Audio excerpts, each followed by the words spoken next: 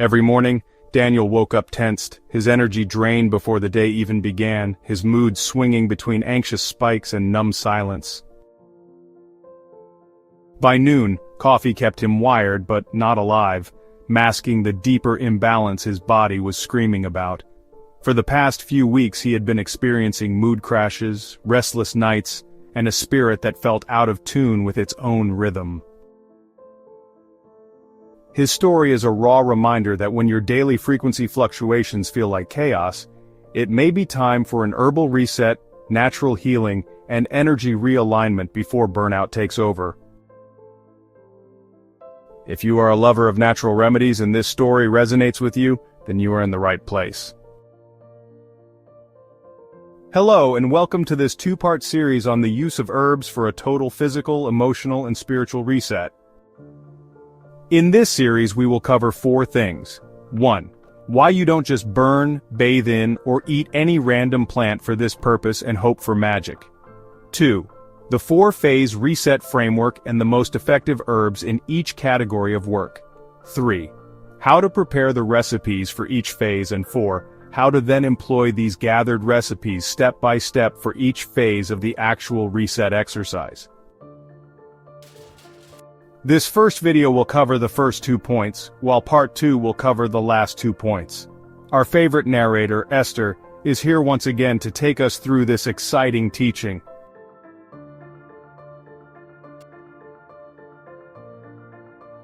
Thank you, Solace.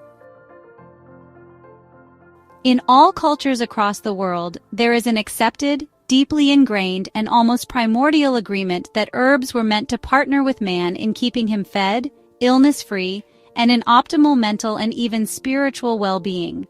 To deny that goes against the grain of everything sane, especially if you just had or plan to have herbs as part of your nutrition before the end of today.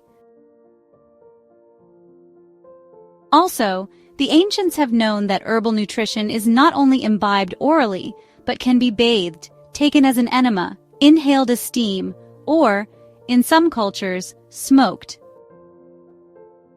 The plants we will be using or suggesting to you are reliable and time-tested in folk traditions on multiple continents, and they can be used in teas, steams, baths, smoke, oils, floor washes, and simple household rituals. Rituals here meaning repeated, intentional actions meant to create a mental and spiritual shift, not some woo-woo, gory acts. In this series, we will share with you practical recipes, safety notes, and a way to weave them into a single, elegant practice you can repeat anytime life feels heavy or off. Before we go further, 3 quick notes are necessary. 1. Everything here is spiritual or for folk use, not medical advice. Herbs can interact with medications and conditions. If you're pregnant, nursing, or have health concerns, consult a qualified professional. Avoid any plant you're allergic to. Be mindful of smoke. And please choose sustainable sources. And to broaden your range of choice, I highlight options and alternatives where needed. 2. Herbs are not a substitute for the divine or God. Just like you give thanks for the food you eat via your mouth for nourishment, as you use these herbs, give thanks the same way, not to the herb, but to its creator. And 3. While every care has been taken to visually represent what each mentioned herb looks like in real life, kindly rely more on the botanical names given and reconfirm the variety of such a plant that is available in your locality. Again, use the names, not the visuals in this video as a more reliable guide. Alright, so let's talk about the 4-phase or 4-step reset framework, whichever you prefer. The first step is the cleansing. This phase removes stagnant, heavy, or just plain noisy energy from your aura. This is followed by the grounding. Here, you settle the nervous system and really reconnect your body to the present moment. The third step is the uplifting, and this phase brightens your mind and heart and invites inspired clarity. At this point, you might already start feeling charged and ready to go, but it's not advisable to do so without the fourth and final step, which is sealing. In sealing, we establish a protective, harmonious boundary so your reset actually holds. Let's go through the herbs found most suitable for each of these 4 phases or steps. The following herbs have consistently been proven to cleanse and clear your being of density, static, and other foreign energetic contaminants. Rosemary, also known as Rosmarinus officinalis, is undoubtedly one of the most versatile purifiers out there. Rosemary can cut through mental fog and stagnant spaces.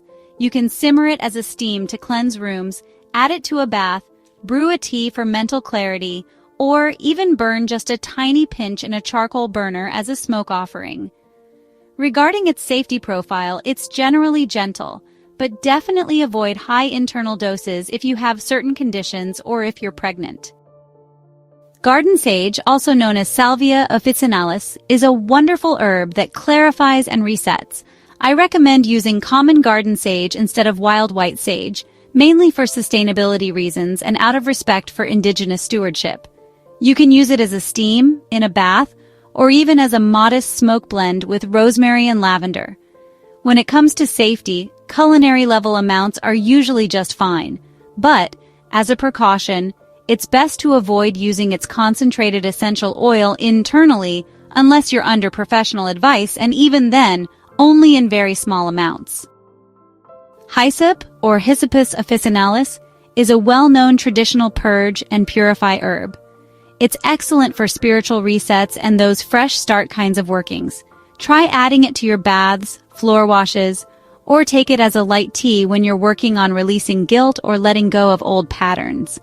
As far as safety goes, just avoid it during pregnancy and in high doses. Cedar or pine, that's Cedrus species and Pinus species, bring evergreen strength that sweeps out old energy and welcomes in fresh forest life force. You can hang bundles in your shower, use the needles in steams and floor washes, or try a light smoke if you tolerate it. For safety, just use modest amounts, and if resinous scents aggravate your breathing, it's best to avoid them altogether. Frankincense and myrrh from Boswellia species and Commiphora myrrha form a powerful herb and resin alliance that really elevates prayer and clarifies the atmosphere. Just a few grains on a charcoal disc are enough for ceremonial cleansing. It's honestly excellent for marking the threshold between the old and the new. But regarding its safety profile, it does produce a strong resin smoke, so you should avoid it if you're sensitive to smoke. If that's not an issue, then yeah, just make sure to ventilate well. Palo Santo does pretty much the same as the ones mentioned before. But if you're drawn to Palo Santo, it's important to source it ethically. Or better still, you can stick with garden sage, rosemary, cedar, or frankincense to respect both ecosystems and cultures. From cleansing, we move to grounding, or coming back to your body. The following are the most potent herbs for this phase of the reset exercise. Tulsi, also known as holy basil or Ocimum tenuiflorum, is a wonderful herb that calms turbulence, centers the breath, and helps release those gripping thoughts. You can use it as a tea, either on its own or with lemon balm, and even bathe in the infusion after a tough day. As for its safety profile, it's generally gentle, but if you're on blood sugar medication, then close monitoring is really vital. Lemon balm, also known as Melissa officinalis, soothes anxious edges and brings a quiet smile to the nervous system. You can use it as a tea, in a bath, or even as a steam for those soft, heart-easing aromatics. And regarding its safety profile, it's usually very gentle.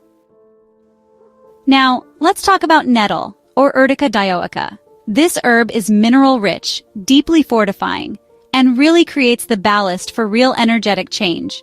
You can use it as a tea or an overnight infusion. You can also add it to baths for a sort of weighted blanket effect on the spirit. Just a note on safety.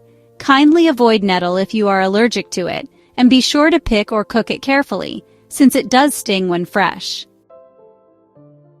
Angelica root or Angelica archangelica is a classic tall-standing herb that grounds and protects your aura while you reset. You can use a few slices in tea or as an anointing oil for your feet and lower back. About its safety profile, it's best to avoid it during pregnancy, and it can also increase sun sensitivity. Now, we move to our herbal allies in the phase of uplifting or inviting brightness and clarity. Lavender, or Lavandula angustifolia, is one of those herbs that clears mental chatter, invites soft joy, and even harmonizes other herbs. You can use it as a tea, but do so sparingly. It's also great as a bath placed in your pillow sachet, or even burned as a light smoke blend. And regarding its safety profile, it's usually gentle, but as I mentioned earlier, don't overdo the internal use. Rose, also known as Rosa species, is a beautiful herb that really opens the heart, restores dignity and self-regard, and refines the field around you. You can use it as a tea, a bath, an anointing oil, or even as a mist or spray, like rose water, to finish any practice. As for its safety profile, it's very gentle for most folks. Calendula, or Calendula officinalis, is honestly what I would call sunshine in flower form. It lifts low moods and encourages both warmth and circulation. You can use it as a tea, a bath, or as an oil for the chest and heart area. But, regarding its safety, kindly avoid it if you're allergic to the Asteraceae family of herbs. Peppermint, which is Mentha ex piperita, is a herb that just cuts right through mental haze and brings immediate clarity. You can drink a bit as a tea, or use it as a steam bath. You might also want to add a pinch in a smoke blend to help sharpen your intention, but regarding its safety, kindly avoid drinking strong mint if you're prone to acid reflux. Sweetgrass, also known as Hirocloe odorata, is traditional in some indigenous cultures for calling in sweetness after cleansing, and honestly, it's a really potent uplifting adjunct. You can use ethically sourced braids of sweetgrass lightly, or if it's unavailable, you might substitute vanilla-like notes with a rose-lavender finish. Regarding its safety profile, just use it respectfully. And make sure you know your local laws and cultural context. Now to the herbs we use for sealing, the phase that is all about setting boundaries and decreeing new intentions. Yarrow, or Achillea millefolium, is the premier energetic boundary herb, helping you hold your shape and not just sponge up others' moods. You can use it as an anointing oil over the solar plexus and wrists, or even as a full bath to finish a reset. It's also possible to infuse it as a tea in tiny amounts for steadiness. As for its safety profile, definitely avoid drinking yarrow in pregnancy and if you have an Asteraceae allergy. Bay laurel, or Laurus nobilis, is a herb that is top-notch for clarifying purpose and sealing vows. It's also wonderful for solidifying intentions and marking thresholds. And its other uses are manifold. You can write your intention on a bay leaf and burn it in a safe dish, or add the leaves to your floor washes or doorway charms, all to achieve that sealing effect. Regarding its safety profile, culinary amounts are totally fine.